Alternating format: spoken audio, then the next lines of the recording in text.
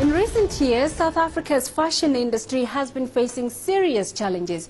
But there is now a renewed hope for this sector after the Nelson Mandela Centre of Memory announced international licensing deals aiming to take its 666 fashion clothing range into the USA and Canada, Northwestern Europe, South America, Angola and Mozambique markets. CCTV's Angela Kopolo has more on that story.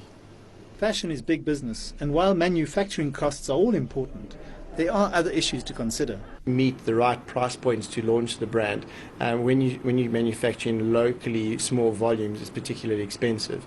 So that's really been the catalyst for having to manufacture 60% of the items offshore, and 40% of those items are made locally. Also, some of the items in our range are just not actually available at local production. However, we obviously have a very strong mandated commitment to the Nelson Mandela Foundation and 666 to continue to support the local clothing industry here in South Africa. As the volumes continue to grow, both from the success of the brand locally and the volume growth internationally, we'll see more and more of that production brought onshore because it becomes cost effective and can reach within the retail price points. So we envisage that that split will be about 50% by the end of 2012, and then moving towards towards local production into 2013 and beyond.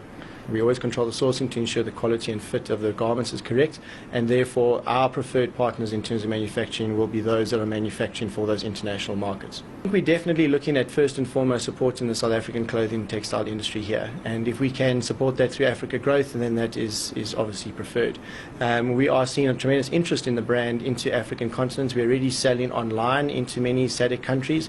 We've seen huge growth and potential growth into places like Kenya, Tanzania, etc. The 666 brand has moved on from initially focusing on local and international music concerts. The strategic decision that was made there was that with Madiba's humanitarian legacy, it's broad enough for us to do things beyond entertainment. So you need to then reach people in other ways, ensure that you're empowering communities while they benefiting in other ways. For example, when you come to the clothing range that we have, it's about ensuring that people can access a brand that they can wear, something they can be proud of, while knowing that the money that they have used to purchase that is used in communities. The stigma attached to fashion or charity fashion brands is history now, because quite simply what we have is a huge international brand, a huge opportunity for the brand to make South Africa a fashion center in the world, and an opportunity for